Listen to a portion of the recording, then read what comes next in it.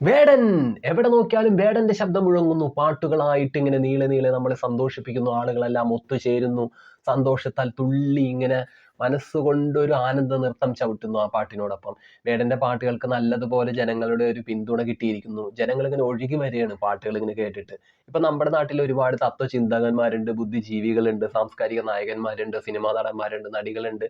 ഒരുപാട് ഉയർന്ന തലത്തിലും തട്ടിലൊക്കെ നിൽക്കുന്ന പലരുമുണ്ട്. പക്ഷെ അവരൊക്കെ പറയുന്നതിനേക്കാളും കൂടുതൽ ആശയത്തിന്റെ വ്യക്തത കൊണ്ട് ഇത്രയേറെ ജനങ്ങൾ പിന്തുണയ്ക്കുന്ന ഒരാളുണ്ടെങ്കിൽ അത് വേടനാണെന്ന് നമുക്ക് എടുത്തു പറയാം. നമുക്ക് കുറെ പാട്ടുകാരുണ്ട്. പക്ഷെ ആ പാട്ടുകാരൊക്കെ വെച്ച് നോക്കിയാൽ, ആ പാട്ടുകാരിലൊക്കെ ഉള്ള ക്വാളിറ്റി വെച്ച് നോക്കിയാൽ അവരൊക്കെ ഓരോ തലത്തിലും മികവുള്ളവരായിരിക്കും, പ്രശസ്തി ആയിരിക്കാം.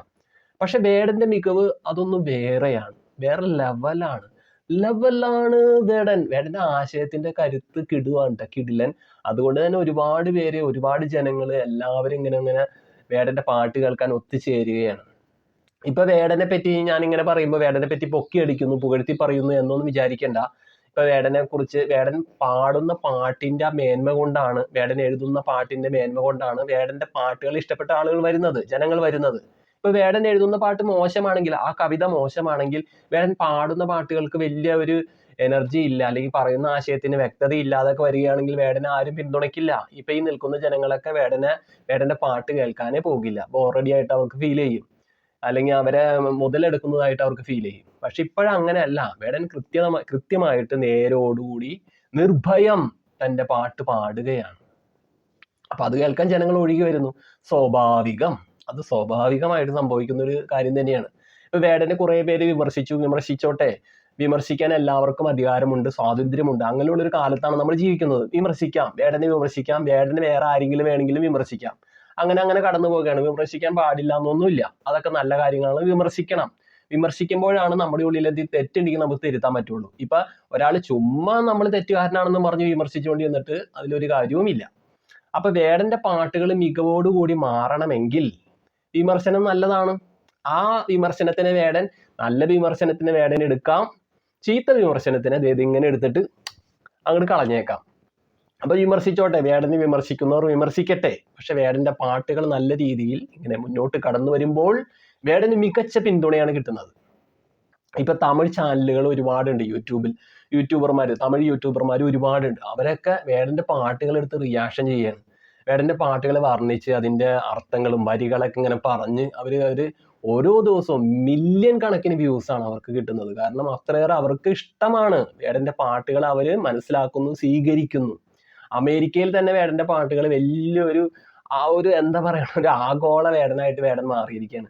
ആ പാട്ട് വെച്ച് അവർ അതിനൊപ്പം ഇങ്ങനെ ചുവടുകൾ വെച്ച് തുള്ളി ആനന്ദ നൃത്തം ചവിട്ടുകയാണ്.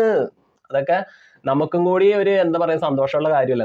നമ്മുടെ കൂട്ടത്തിൽ ഒരു മലയാളി, ഇത്ര 30 വയസ്സുകാരനായ ആ മലയാളി പയ്യൻ എഴുതുന്ന പാട്ടിന്റെ വരികളുടെ ശക്തി ഒരു തീ അമ്പായിട്ട് ഇങ്ങനെ പെയ്തിറങ്ങുമ്പോൾ അതൊക്കെ ബ്രില്യൻ്റ് അല്ലേ? ബ്രില്യൻ്റ്, അടിപൊളിയാണ്. വേടൻ ഒരു സാധാരണക്കാരനാണ്. കോളനി എന്നുള്ള ആ വാക്ക് ശരിക്കും പറഞ്ഞു കഴിഞ്ഞാൽ ആ ഒരു ഇടത്ത് ജീവിക്കുന്നവരെ അടിച്ചു താഴ്ത്തുന്ന ഒരു വാക്കാണ് കോളനി എന്ന വാക്ക്. ആ കോളനി എന്ന വാക്കിന്റെ ആ ഒരു വലിയൊരു വേദന, ഒരു ഭാരമായിട്ട് ചുമന്ന ഒരു വ്യക്തിയാണ് വേടൻ. വേടൻ ജീവിച്ച കാലഘട്ടത്തിലെ, വേടൻ ജീവിച്ചു പോകുന്ന ആ സാഹചര്യത്തിലൊക്കെ ഉണ്ടായ ആളുകളുടെ ഇങ്ങനെ പുച്ഛഭാവവും പരിഹാസവും കുറ്റപ്പെടുത്തലും ഒക്കെ ആ മനുഷ്യന്റെ, ആ പയ്യന്റെ, ആ പൗരന്റെ ഉള്ളിൽ വിങ്ങലായിട്ട് നിറഞ്ഞു നിൽപ്പുണ്ട്. അതുകൊണ്ട് തന്നെ വേടന്റെ വാക്കുകളിലും എഴുതുന്ന വരികൾക്ക് നല്ലേറെ മൂർച്ചയുണ്ട്. ആ മൂർച്ചയാണ് ആ കവിതയുടെ ഏറ്റവും പറഞ്ഞ ഒരു എനർജി തന്നെ. അപ്പൊ ആ എനർജി ആർക്കും ഇല്ലാതാക്കാൻ സാധ്യമല്ല. അദ്ദേഹത്തിന്റെ ആശയം വളരെ കൃത്യമാണ്. ആശയം കേൾക്കുമ്പോൾ മറ്റു പലർക്കും അത് വേടൻ ജാതി പറയുന്നു, വേടൻ ഇവിടെ ഭിന്നത സൃഷ്ടിക്കുന്നു എന്നൊക്കെ തോന്നാം. പക്ഷെ നമ്മുടെ സമൂഹത്തിലുള്ള കാര്യങ്ങൾ കൃത്യമായിട്ട് ഒരാൾ പറയുമ്പോൾ അതിനെ എങ്ങനെയൊക്കെ മൂടി വെക്കാൻ നോക്കിയാലും പറ്റില്ല. ശരിയല്ലേ? ഒരാൾ സത്യം പറയുന്നു, ഞാനിപ്പം കുറെ സത്യങ്ങൾ പറയുന്ന ഒരാളാണെന്ന് വെച്ചോ. പക്ഷെ കുറെ ആളുകൾ ചേർന്നിട്ട് ഇവൻ പറയുന്നത് നുണയാണെന്ന് പറഞ്ഞാലും എന്റെ സത്യങ്ങൾ ഇല്ലാതാവുന്നുണ്ടോ? ഇല്ല. അത് തന്നെയാണ് വേടനും ചെയ്യുന്നത്. അദ്ദേഹം നല്ലതുപോലെ പാടട്ടെ. അദ്ദേഹത്തിന് വിമർശിക്കുന്നവർക്ക് വിമർശിക്കാം, അതിനൊന്നും ആരും കുറ്റം പറയുന്നില്ല. വിമർശിക്കട്ടെ. വിമർശിക്കാം, ആർക്കും ആരെയും വിമർശിക്കാനുള്ള സ്വാതന്ത്ര്യമുള്ള നാടാണ് നമ്മുടെ നാട്. അപ്പൊ വേടൻ പാടട്ടെ, പാടി തകർക്കട്ടെ. പിന്നെ വേറൊരു കാര്യം കൂടി സൂചിപ്പിക്കട്ടെ, വേടന്റെ അച്ഛനെ കുറിച്ചുള്ളതാണ്. വേടന്റെ അച്ഛൻ സാധാരണക്കാരനാണ്, കൂലിപ്പണിക്കാരനാണ്, ഒരു സാധാരണ മനുഷ്യൻ, ഒരു പാവ മനുഷ്യൻ. അദ്ദേഹം നല്ലതുപോലെ പാട്ടുകൾ സ്നേഹിക്കുന്ന ഒരു വ്യക്തിയാണ്, പാട്ടുകൾ ഇഷ്ടപ്പെടുന്ന ഒരു മനുഷ്യനാണ്, പാവ മനുഷ്യൻ. അപ്പൊ അദ്ദേഹത്തിന് എപ്പോഴും റേഡിയോ ഇഷ്ടമാണ്, റേഡിയോയിലെ പാട്ടുകൾ എപ്പോഴും ഇങ്ങനെ കേട്ട് കേട്ട് രസിക്കുക എന്നുള്ളത് ഒരു ഇഷ്ടം തന്നെയാണ്.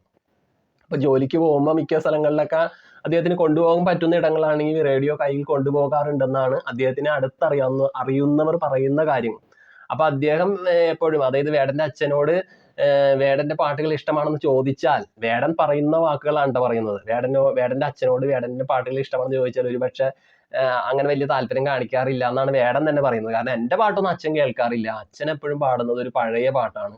ആ പാട്ട് ഏതാണെന്ന് നമ്മളൊന്ന് സെർച്ച് ചെയ്തപ്പോൾ കിട്ടിയത് എന്താണെന്ന് വെച്ചാൽ വാർത്ത എന്ന് പറഞ്ഞ ചിത്രത്തിലെ പാട്ടാണ്. അടിപൊളി പാട്ടാണ്. അതാണ് വേടന്റെ അച്ഛൻ എപ്പോഴും പാടുന്ന പാട്ട്. ആ പാട്ട് എഴുതിയിരിക്കുന്നത് ബിച്ചു തിരുമല, സംഗീതം കൊടുത്തിരിക്കുന്നത്, മ്യൂസിക് കൊടുത്തിരിക്കുന്നത് A.T. ഉമ്മർ, പാടിയത് യേശുദാസ്.